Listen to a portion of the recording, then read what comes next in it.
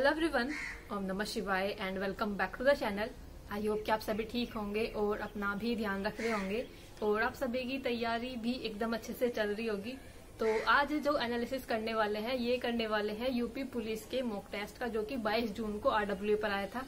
आई hope कि आप सभी ने लगा लिया होगा और लेवल तो आप सभी ने देख ही लिया होगा। जीएस कहाँ से पूछ रखी थी मुझे ये समझ नहीं आ रहा, इतना कम स्कोर हुआ है ना मेरा, क्योंकि जो मैंने इससे पहले जो 15 जून में मॉक टेस्ट आया था, वो जो मैंने मॉक टेस्ट लगाया था उसमें मेरे 248 नंबर थे और आज जो मैंने मॉक टेस्ट लगाया है उसका स्कोर देखकर आपको मतलब बिल्कुल यकीन नहीं होगा, क्योंकि मुझे खुद यकीन नहीं हो रहा था कि इतना कम कैसे हो सकता है। क्योंकि अभी जो मैंने एक वीक पहले जो मॉक टेस्ट लगाया उसमें मेरे 248 नंबर है और जो ये अब मॉक टेस्ट लगाया है 22 जून का, इसमें इतने कम नंबर है। तो आप देखना, क्योंकि एक ही सब्जेक्ट, सिर्फ एक सब्जेक्ट में आपका पूरा गेम बदल सकता है।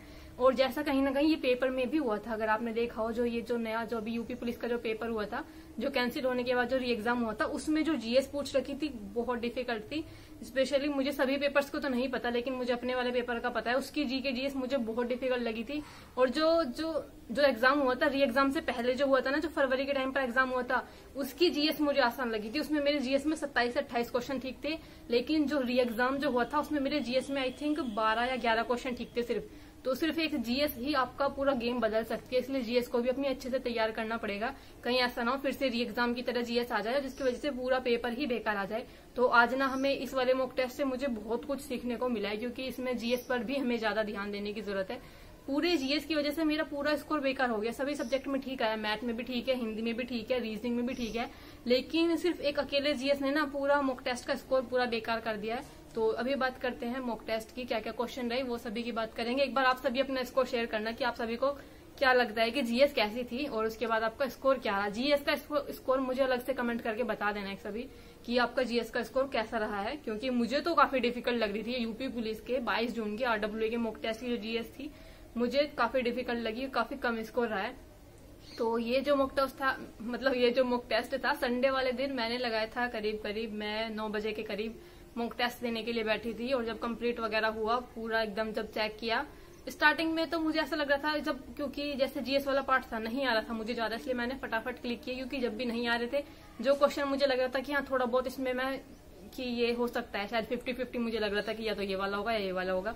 उसमें अगर मैंने 1-2 तुक्के भी चूज किए थे वो भी सब गलत हुए हैं। तो अभी चलो बात करते हैं, ज्यादा कुछ बात नहीं करते, स्कोर की बात करते हैं सीधा। तो अभी देख लेते हैं पहले कुछ क्वेश्चन और उसके बाद बात करेंगे स्कोर की। और अपना स्कोर जरूर बता देना सबसे पहले, उससे भी पहले अपना जो जीके जीएस का स्कोर है उसको प्लीज बता देना। और हाँ, मुझे रिसेंटली कमेंट आए थे कि दीदी आपने ये जो माला पहन रखी थी, तुलसी माता की जो माला पहन रखी थी, निकाल क्यों दी थी?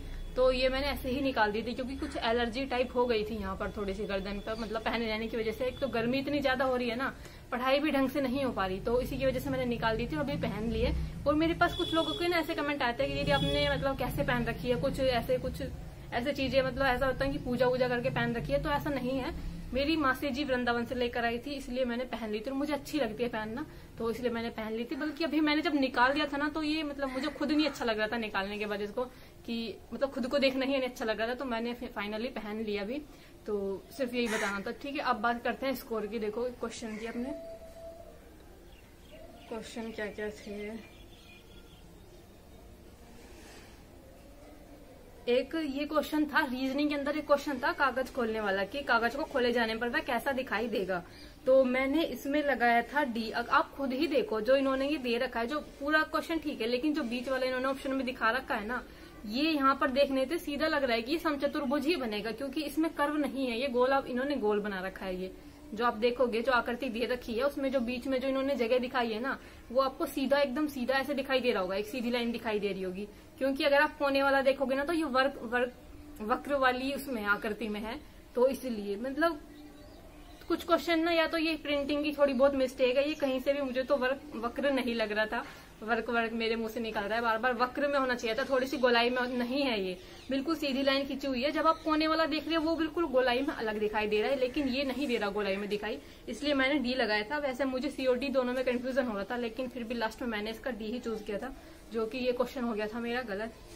तो कुछ क्वेश्चन ऐसे भी थे। बाकी एक क्वेश्चन था जीके जीएस में कि आप किसी सभा में मुख्य अतिथि के रूप में निमंत्रित हैं, मंच पर आपको विशेष कुर्सी प्रदान की गई है। कुछ देर बाद एक अन्य विशिष्ट अतिथि जो काफी बुजुर्ग हैं मंच पर पधारते हैं, परंतु उनके बैठने के लिए कोई भी कुर्सी खाली नहीं है, तो आप क्या करेंगे? तो मैंने लगाया था कि अपनी कुर्सी उन्हें दे देंगे बैठने के लिए। इससे अच्छा ऑप्शन आपको लगता है कि कुछ होगा? मतलब कोई आया है, कोई किसी के पास कुर्सी नहीं है, तो आप खुद की कुर्सी दोगे ना, या किसी और से कहेंगे कि चल उठो उधर उनके लिए कुर्सी छोड़? तो ऐसा तो नहीं होता ना। मतलब आप किसी दूसरे को थोड़ी ना बोल सकते हो, खुद ही तो दे सकते हो अपना सामान किसी को, या दूसरे को बोलोगे कि हाँ भाई तू अपनी जगह दे।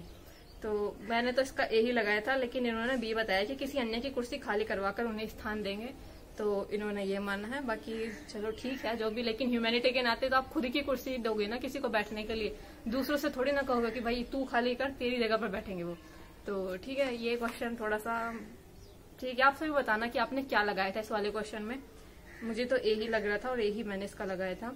और एक क्वेश्चन था रीजनिंग में कि लतिका और उसका दोस्त एक दूसरे के सामने एक रेस्तरां में बैठे हैं।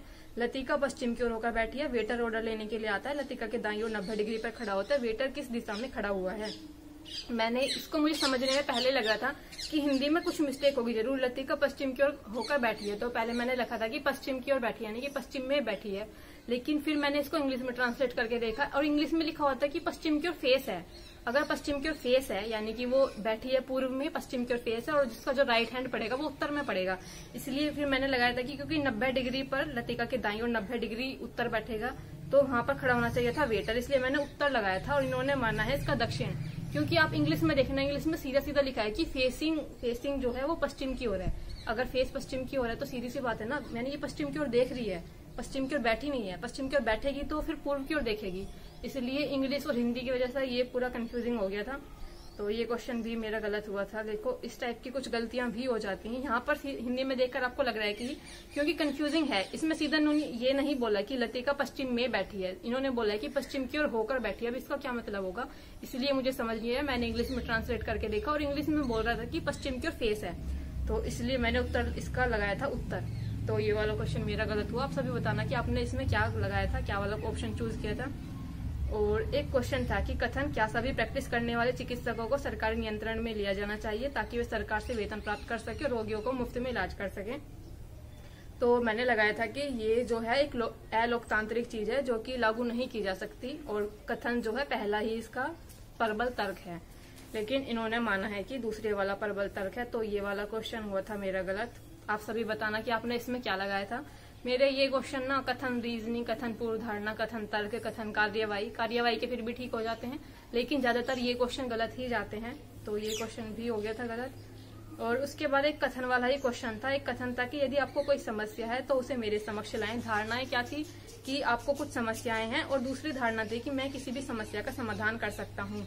तो मैंने लगाया था कि कोई सी भी धारणा निहित नहीं है, क्योंकि आपको कुछ समस्याएं हैं तो ऐसा जरूरी नहीं है कि उसने कहा है कि आपको कोई समस्या है तो उसे मेरे समक्ष लाएं, तो इसका मतलब जरूरी नहीं कि कोई समस्या हो। उसने कहा है कि अगर है। दूसरे ने कहा है कि मैं किसी भी समस्या का समाधान कर सकता हूँ। तो ये वाला मुझे कोई सा भी नहीं लग रहा था कि, क्योंकि उसने ये नहीं बोला कि मैं समस्या का समाधान कर लूंगा, उसने बोला है कि आपको कोई समस्या है तो मेरे समक्ष लाओ, मतलब मुझे बताओ। उसमें ये थोड़ा ना आ जाता है कि उसको पता ही होगा उसका समाधान, इसलिए ही वो आपसे पूछ रहे हैं कि आपको कोई समस्या है। तो मैंने इसमें चूज किया था कोई सा भी नहीं, लेकिन इन्होंने माना है सेकंड वाला। तो ये वाला क्वेश्चन भी मेरा गलत हो गया था। मुझे लगता है मैं इन क्वेश्चन में अपना कुछ ज्यादा ही दिमाग लगा देती हूँ, जिसकी वजह से ये क्वेश्चन मेरे हो जाते हैं गलत। उसके बाद एक क्वेश्चन था कि एक राशि 2 वर्षों में 4% वार्षिक चक्रवृद्धि ब्याज की दर से 13,520 रुपये हो जाती है, तो मूल राशि कितनी है। ये क्वेश्चन मेरा गलत हो गया था। कितना आसान सा क्वेश्चन है, पता नहीं कैलकुलेशन में कहाँ मिस्टेक हुई है। ये मैथ का शायद क्वेश्चन था, ये गलत हो गया था। तो सारे सब्जेक्ट मैंने आपको बता दिए। जीके जीएस में मैंने इसलिए ही कुछ नहीं रखा, कुछ बताने वाला था ही नहीं, मेरे तो सारे ही क्वेश्चन उसमें गलत थे। अभी आप देखना कि कितना कम स्कोर मेरा बना है। चलो अभी बात करते हैं स्कोर की। मैथ की अगर मैं बात करूँ तो मैथ में 23 क्वेश्चन ठीक थे, 2 क्वेश्चन गलत थे, 27 मिनट सही क्वेश्चन के लिए लगे थे और 9 मिनट गलत क्वेश्चन के लिए लगे थे, जिसमें से एक क्वेश्चन जो गलत था ये तो यही था चक्रवृद्धि ब्याज वाला, और एक और था शायद कोई दूसरा। उसके बाद रीजनिंग की अगर मैं बात करूँ तो रीजनिंग में 42 क्वेश्चन ठीक थे और 6 क्वेश्चन गलत थे। 37 मिनट सही क्वेश्चन को करने में लगे थे और 6 मिनट इन गलत क्वेश्चन को करने में। और हिंदी की अगर मैं बात करूँ तो हिंदी में 34 क्वेश्चन ठीक थे, 3 क्वेश्चन गलत थे, 12 मिनट सही क्वेश्चन को करने में लगे थे और 1 मिनट गलत क्वेश्चन को करने में लगे थे। अब बात आती है जनरल अवेयरनेस की, जीके जीएस जो भी से बोलते हैं, GK GS current affair general awareness, इसकी बात करें तो इसमें मेरे सिर्फ 13 क्वेश्चन ठीक हैं और 14 क्वेश्चन गलत हैं, 11 क्वेश्चन अनअटेम्प्ट है, क्योंकि मैंने तुक्के भी लगाने की कोशिश की थी कि चलो कुछ तो चूज करने पड़ेंगे ना, अगर नहीं आ रहे थे कम से कम एटलीस्ट कुछ तो मैं चूज करूं, ऐसा नहीं है कि पूरा ही खाली छोड़ दूं जीके जीएस वाला पार्ट। तो 13 क्वेश्चन ठीक बैठे थे, 14 क्वेश्चन गलत थे। 4 मिनट सही क्वेश्चन को करने में लगे थे और 6 मिनट इन गलत क्वेश्चन को करने में लगे थे। जीके जीएस पूरी तकड़ी ही पूछ रखी थी। कंप्यूटर से 2-3 क्वेश्चन थे जो कि बिल्कुल नहीं आ रहे थे और जीके जीएस में भी कुछ अलग ही पूछ रखा था बहुत। तो मेरा तो बहुत बेकार स्कोर रहा था। अभी बात करते हैं ओवरऑल स्कोर की। सब्जेक्ट वाइज मैंने आपको बता दिया, सबसे बेकार स्कोर तो मेरा जीके जीएस में रहा है, जिसमें 15 प्लस भी नहीं है स्कोर, तो ये वाला था। अभी बात करते हैं स्कोर की। तो स्कोर रहा था मेरा 211.5 300 में से, और रैंक जो रही थी वो 1928 थी 23,137 में से। परसेंटाइल 100% दिखा रहा है, लेकिन इस पर यकीन मत करना, ये झूठ दिखा रहा है, क्योंकि परसेंटाइल इतनी नहीं आ रही आजकल। ये पता नहीं कुछ इसमें टेक्निकल कुछ चल रहा है, जिसकी वजह से ही सबकी ही परसेंटाइल 100% दिखा रहा है, क्योंकि 211 नंबर पर कभी भी 100% नहीं बन सकते, 100 परसेंटाइल नहीं रह सकती। 112 क्वेश्चन मेरे सही थे, 25 क्वेश्चन गलत थे, 13 क्वेश्चन अनअटेम्प्ट थे और 81% जो थी एक्यूरेसी थी। तो स्कोर मैंने आप सभी को बता दिया। लास्ट मॉक टेस्ट में मेरे 248 थे और इसमें 211 हैं। उस टाइम पर भी मेरा वो रियल स्कोर था बिल्कुल एग्जैक्ट, और जो आज बताया ये भी बिल्कुल रियल स्कोर है, मेरा ही है। सिर्फ जीके जीएस ने पूरा गेम बदल दिया है, क्योंकि पिछले बार भी मेरे सभी सब्जेक्ट में ऑलमोस्ट इतने ही थे। पिछली बार मेरे जीके जीएस में आई थिंक 27 या 28 थे और इस बार 13 हैं। सिर्फ इन 10, 12, 15 जितने भी क्वेश्चन बैठ रहे हैं, ये इन सभी क्वेश्चन की वजह से मेरा पूरा स्कोर जो है आप सभी देख रहे हो कहाँ से कहाँ पहुंच गया है। तो इसलिए किसी भी एक सब्जेक्ट को ना छोड़ा नहीं जा सकता, पढ़ने सारे पढ़ेंगे और बिल्कुल अच्छे से पढ़ने पड़ेंगे। स्पेशली जीके जीएस ये ना पूरा ऐसा है, अगर आपको आ रही है, अगर अच्छा स्कोर हो गया तो पूरा स्कोर बन जाएगा आपका, अच्छा मतलब पेपर में अच्छा हो जाएगा। लेकिन अगर इसने धोखा दे दिया ना जीके जीएस में, फिर तो पूरा स्कोर ऐसा ही हो जाएगा जैसा मेरा हुआ है। तो यही था मेरा कुछ स्कोर, मैंने आप सभी को बता दिया। बाकी अपना स्कोर जरूर कमेंट कर देना। मिलते हैं नेक्स्ट वीडियो में, तब तक के लिए bye bye, take care and Radhe Radhe.